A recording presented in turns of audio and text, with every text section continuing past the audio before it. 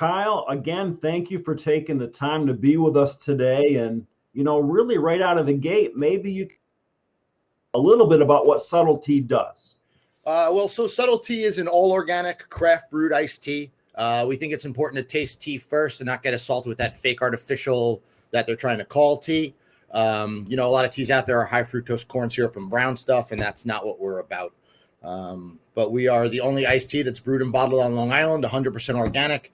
And like I said, we think it's important to taste tea first.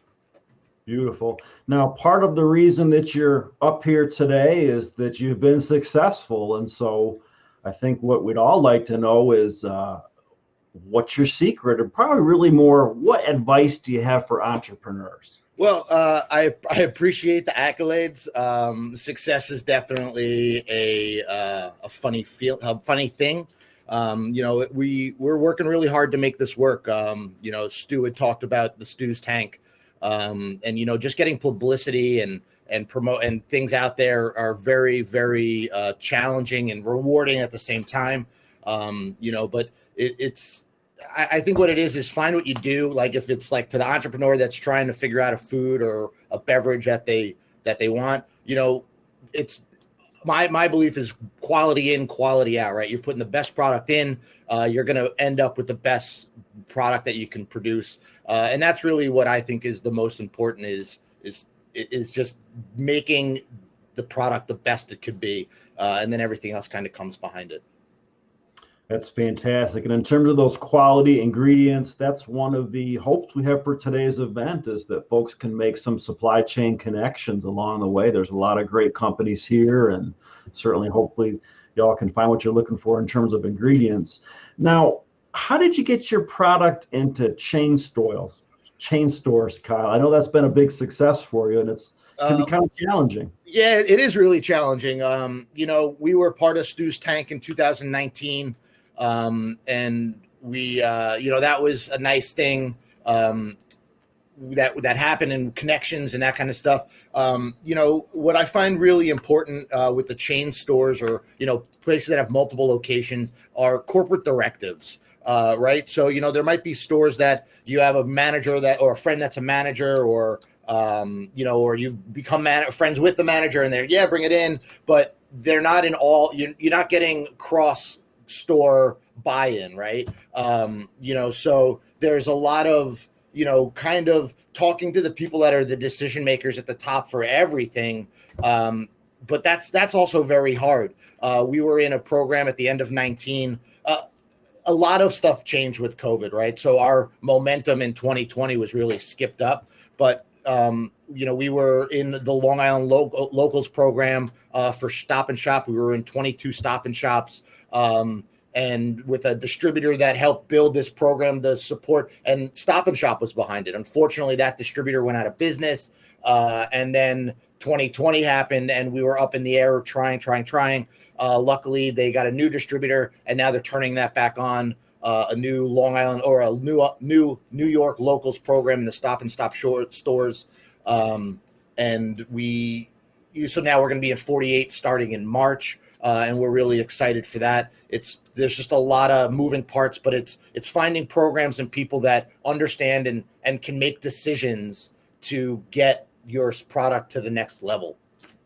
Absolutely. Programs, people, product. So when we come back to product, how did you get started making your product? What did you do? Were you working out of your kitchen or story? Yeah. So I was still am a craft beer lover. Long Ireland's out there. I saw them. Those guys been around a long time. I've been involved and friendly with them since the aughts, I guess you call it, 05, 6, 7.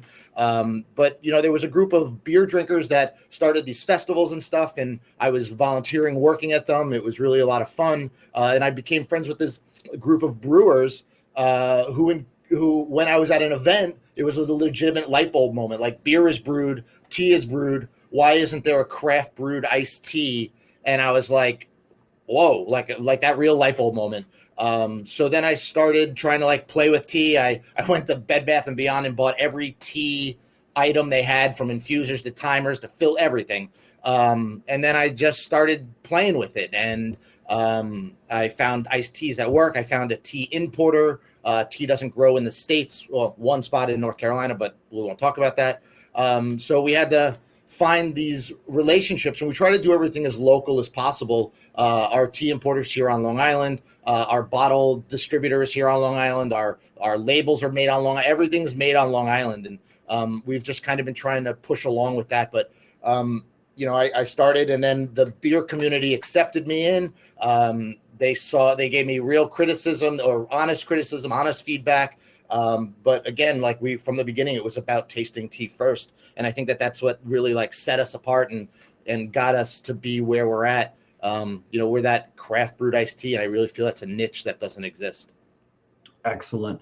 Now, we had talked earlier, I think it was last week, and you had mentioned some time that you spent at the Calverton incubator and some work with MTRC. I was hoping you could tell us a little bit about how those two institutions helped you. Yeah, well, so starting the hobby of making tea with, in the brewery world, I didn't have I didn't have a brewery of my own. And the Stony Brook incubator was really a wonderful spot to be able to kind of prove a concept, but Subtlety started as a night and weekend project. Where I was doing events at nights and whatever, that kind of stuff, the weekends. And then it just took over where I was spending more time doing tea than my big kid job. And then I left my big kid job at the end of 18. And then, pursued this full time. And there was a lot more traction and stuff that happened. But, instead of setting up your own facility, which cost us, well, now we've moved into our own facility. But that cost us lots of money to do. And the incubator allowed us to not have to build all that infrastructure and get all that stuff going, and be able to then, focus on developing a product, figure out how to do it. Sure, it was a lot slower. We did things by hand, but we also didn't have tens of thousands of dollars of bills every month to make it happen. So it was really cool. But, kind of then the MTRC is part of that Stony Brook incubator, helping businesses. And we were really lucky that, we made friends, and we've, Michael at the Long Island Food Council, just connecting all of these dots and being able to say, hey, look, I need help here. What is available? The MTRC had a couple grants that were available when we set up our new facility. So we bought a big 400-gallon brew kettle, and we were able to apply some grants for that to be able to, make our purchase a little bit easier, to have some employees, to kind of get that kind of ball rolling. And now they've just helped us get to where we are without having to, dive in and spend $1 million to set all this stuff up by ourselves without even knowing if it would work. That's great. That's great. So help us to help you. Now, we've talked about this a little bit before too, and FUSUB, MTRC, Long Island Food Council, there's a whole ecosystem out there of New York State funded agencies or just New York State groups that are involved in helping the food community. What programs would you like to see? What can we do better? Well, that's, there's always something there's always things that I can do better. Right. But, we want to, as a producer, there are things that feel very redundant that a lot of people must be doing, that if there was that community that could kind of help set stuff up. Right. So, like the Taste New York's wonderful opportunity. We're in the Taste New York here on Long Island at the Welcome Center, and we move a lot of product there. It's a beautiful facility. State of New York has done it. I think I saw Claudia in here. So those people are very helpful. What we would love to see is if in that instance, the Taste New York's, New York's a big state, distribution is hard. Especially for small products like us, distributors that cover all of New York might not want to carry us, or they're not taking us to Syracuse for 3 cases, so in the eyes of Taste New York, it would be really wonderful if there was some way to, hey, small food businesses of Taste New York, hey, how do we get you in all of the welcome centers? Let's figure out a distribution ring between them, and hey, have your stuff dropped off at this Taste New York, and hey, in 3 days, because of the van driving around to every one of them, it'll get to this one and this one. Oh, and those are small things, or those are some things, right? I always like learning. I would love it if the process of creating a product was a little more, that I could understand the food science behind it. It helped me get smarter to either make a better product, or to make our products safer or last longer or that kind of stuff. Those are things that I would like to learn. And I'm sure that there's a lot of people out there that have those kinds of things too, looking at starting the product and the process, licensing and insurances.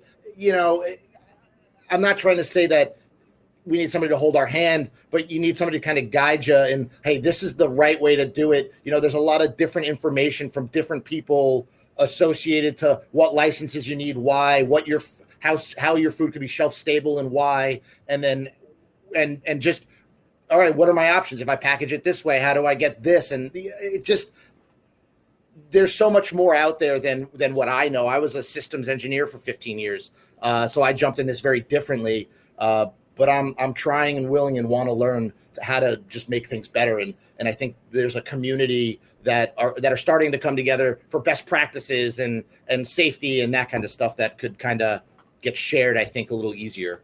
Absolutely. And you're doing a great job. And, I know you probably haven't noticed in the chat, but we heard from Claudia, and she said, Taste New York loves working with subtlety. Kyle Chandler is wonderful to work with. Creating a distribution network is a great idea. So here's hoping that our talk today will lead to something that can be helpful, not just to you, but to the whole food ecosystem.